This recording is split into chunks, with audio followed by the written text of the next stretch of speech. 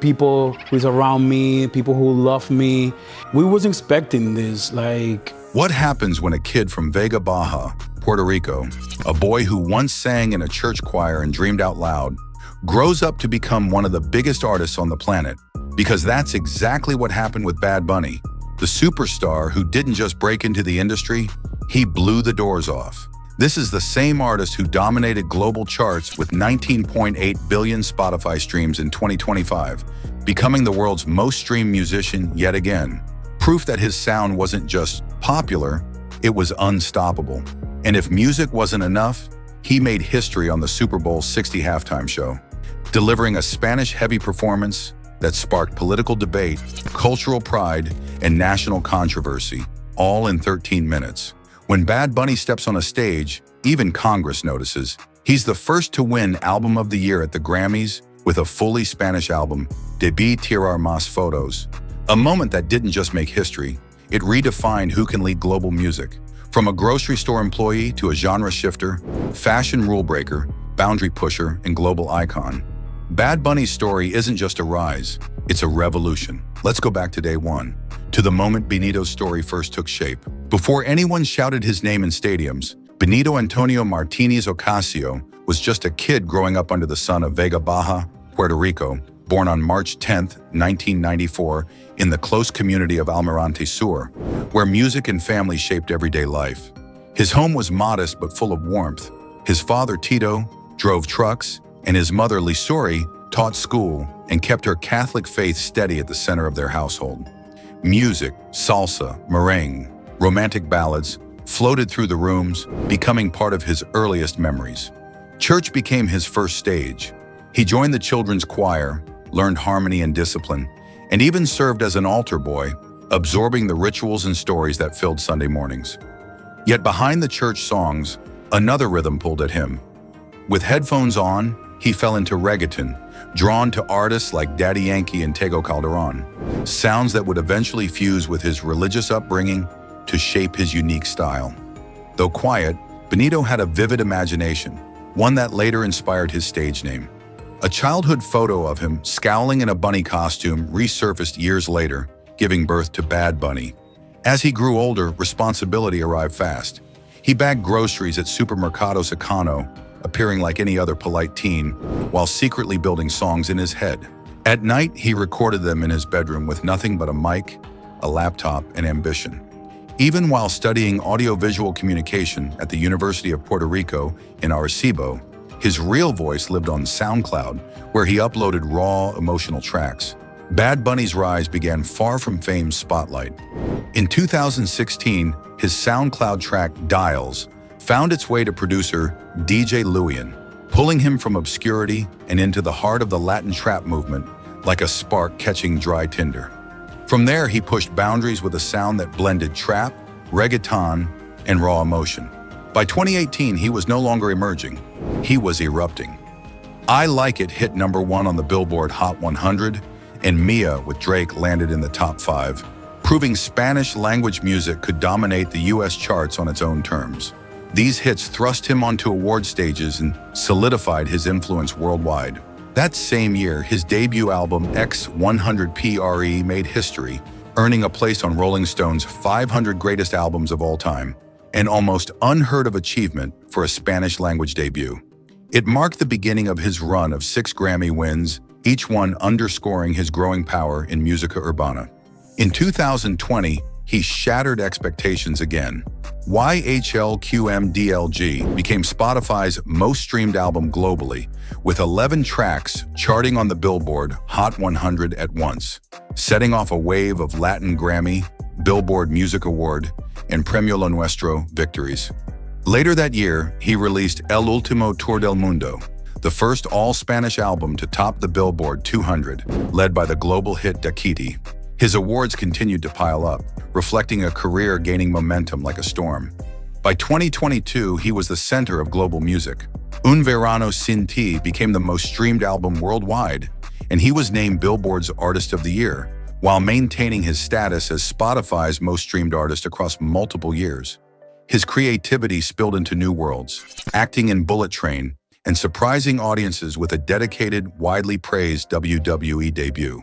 By 2025, his shows had transformed into cultural events. His Debiterar Más Fotos World Tour carried into 2026, along with a massive 31-show San Juan residency. The album went on to win 2 Grammys, including a landmark victory, the first Spanish-language album ever to win Album of the Year. Then in 2026, Bad Bunny stepped onto the Super Bowl halftime show, becoming the first headliner to perform primarily in Spanish, a moment that broadcast his cultural influence to millions. Over the course of this meteoric climb, he amassed 6 Grammy Awards, 17 Latin Grammys, 8 Billboard Music Awards, and 13 Lo Nuestro Awards. Not as ornaments, but as proof of a career spent bending the world toward his vision. And with fame came something else: money. A lot of it. Bad Bunny's wealth rose the way a wave gathers power, quietly at first, then all at once.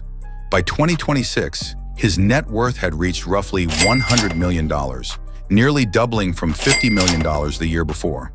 A huge part of that fortune comes from the scale of his music. In 2025, he earned about $66 million, and with 19.8 billion Spotify streams, he once again became the platform's most streamed artist. Those numbers translated into enormous digital revenue, with estimates placing his total streaming earnings between $255 million and $425 million. Touring then pushed his wealth into overdrive. Some shows brought in as much as $4.1 million per night, and tours like El Último Tour del Mundo pulled in more than $120 million. His massive Debiterar Más Fotos tour and San Juan residency carried that momentum straight into 2026. His 2026 Super Bowl halftime show didn't make him rich directly. Performers earn only union scale.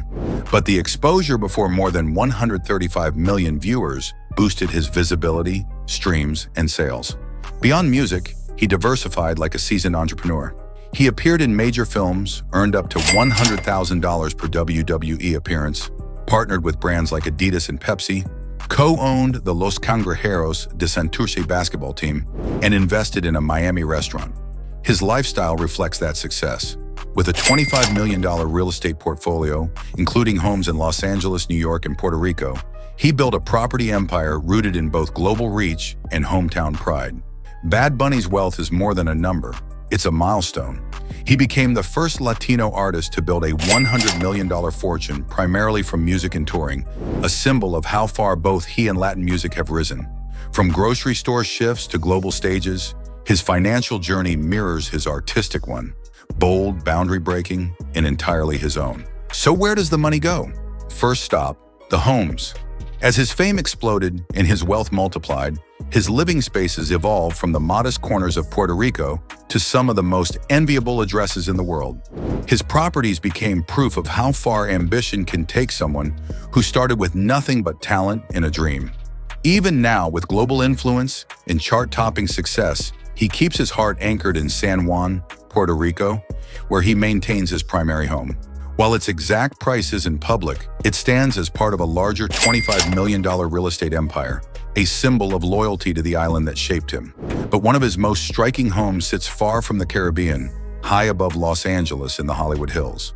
Bad Bunny purchased this sleek, modern mansion for about $8.8 million, a home with sweeping views and bold architecture that mirrors his own artistic energy.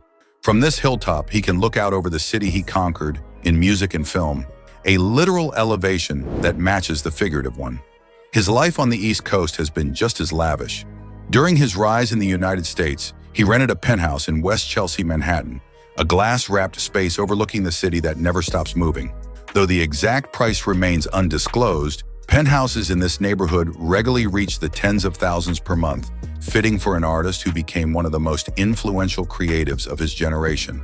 And because Bad Bunny never does anything the ordinary way, he even collaborated with Airbnb on a tour-themed semi-truck stay, blurring the line between home and art installation. It was a reminder that for him, luxury isn't defined by square footage, it's defined by imagination. Across these homes, from Puerto Rico to Los Angeles to New York, Bad Bunny has carefully built a real estate portfolio valued at $25 million, each property reflecting a different stage of his journey. What he owns today isn't just a collection of mansions, they're monuments, symbols of a boy from Vega Baja who turned melodies into millions and millions into spaces as bold and limitless as the world he's created. From deeds to horsepower, let's open the garage. Bad Bunny's garage isn't a checklist so much as a memoir on wheels. Each car a chapter with its own voice. Some roar like thunder, others murmur like after midnight secrets, and one is so unassuming it lands like a plot twist. Center stage once belonged to the showstopper, a Bugatti Chiron, a carbon fiber Comet priced around $3 to $4 million, all razor edges and earthquake horsepower. But the attention it dragged behind it was relentless, so he did the most Bad Bunny thing imaginable.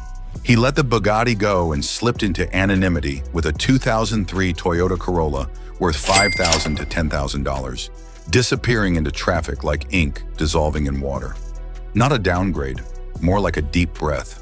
The glow remains, only refined. His Rolls-Royce Dawn, typically $350,000 to $400,000, fits like a tailored suit. White paint outside, custom pink interior within, elegance with a wink. Beside it, the Mercedes-Benz G-Wagon stands square-jawed and camera-ready, a boxy brute blending red carpet polish with trail-ready grit. Usually $156,000 to $195,000 depending on spec. Champagne at sunset versus a steel-toed boot with a silk lining. Then come the driver's toys.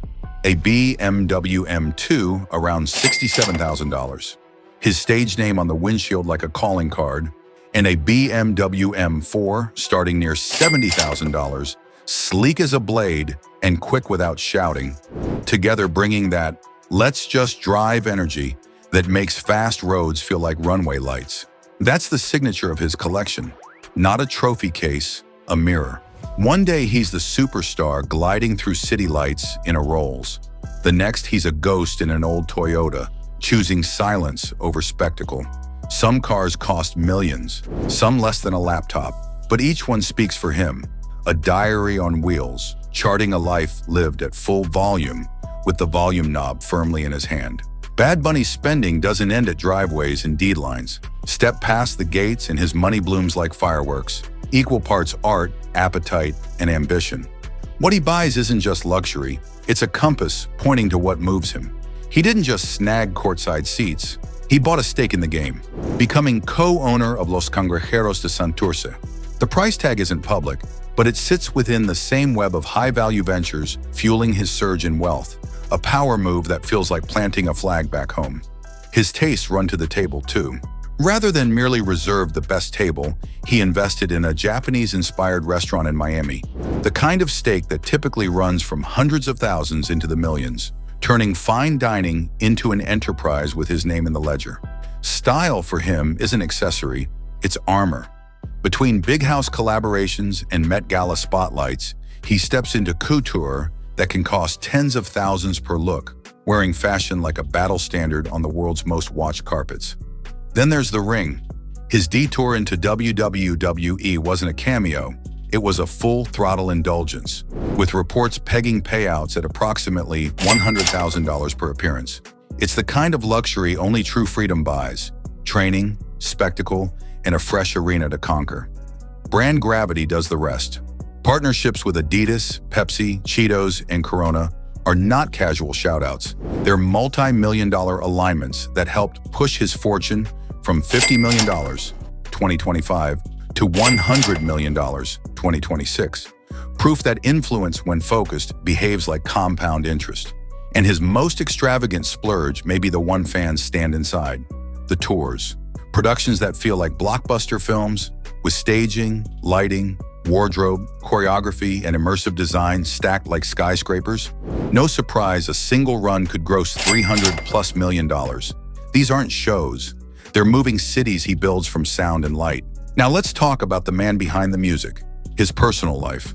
Before the headlines, there was a long chapter with Carlos de la Cruz Hernandez, a college-era relationship that stretched for years, reportedly to an engagement in 2016 before drifting apart as their paths split. The past resurfaced in 2023 with her lawsuit over the now famous Bad Bunny baby voice tag, proof that early love stories can echo long after the music changes. Then came a different rhythm. Gabriella Berlingeri, met in 2017 at a Puerto Rico restaurant after a Zion and Lennox night. While Benito was eating with family, a low-key spark that grew into a 5-year relationship lived mostly off-camera. They collaborated, her voice weaving through En Casita and the outro of El Apagón, and weathered the surreal quiet of quarantine together, before quietly parting ways in 2022. But romance doesn't always close the door with a click. Early 2026 stoked whispers, a VIP wristband at the Grammys the night he made history, then dinner in Buenos Aires days later.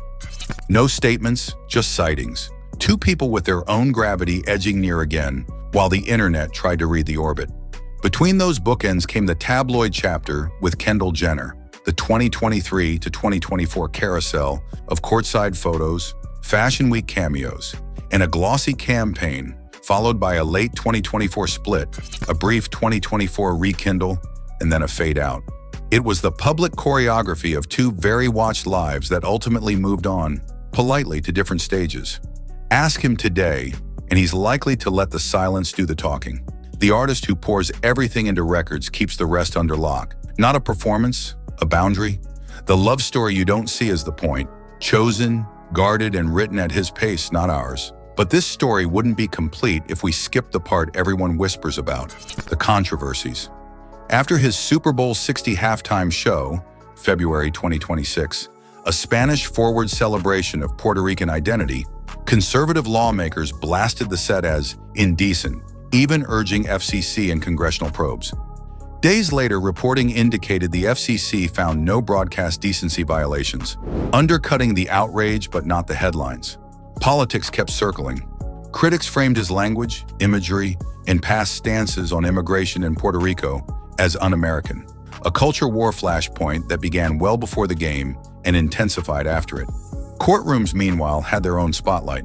His ex, Carliz de la Cruz, filed a $40 million suit, 2023, over the unauthorized use of her Bad Bunny baby voice tag in songs, ads, and shows, turning a college-era relationship into a legal saga. Music IP clashes piled up. A 2025 suit by Nigerian artist Dara alleged an unlicensed sample in Enséñame a Bailar, while the Steely and Clevie case, targeting a classic drum pattern across reggaeton, was allowed to proceed in 2024, placing Bunny among dozens of implicated stars. Business trouble hit too. His agency, Remus Sports, was sanctioned by the MLBPA, agent certifications revoked, and a $400,000 fine for alleged improper inducements, then lost a countersuit in 2025. And even fans felt the friction. He sued a concert goer for uploading show footage, seeking up to $150,000 per infringed song, fueling debate over artist rights versus fan sharing in the TikTok era. Bottom line, the controversies span culture, courts, and commerce, and together they prove one thing about Bad Bunny: being impossible to ignore comes with a price. At the end of the day, Bad Bunny's luxury isn't just about price tags, it's about power, freedom, and building life on his own terms. By 2026, his fortune had climbed to around $100 million, doubling from the year before, thanks to massive tours, brand deals, and streaming dominance. It's the life that stretches between an $8.8 million Hollywood Hills home and a $25 million real estate empire rooted in Puerto Rico, and a garage that swings from a $3 to $4 million Bugatti to a $10,000 Corolla when he wants to disappear. It's multi-million-dollar partnerships, ownership stakes, WWE checks near $100,000, and tours that explode past $300 million. Luxury as a world he invents, not one he inherits. And that's the real flex. Bad Bunny doesn't just live luxury, he redefines it. If you enjoyed this deep dive into his world, hit like, subscribe,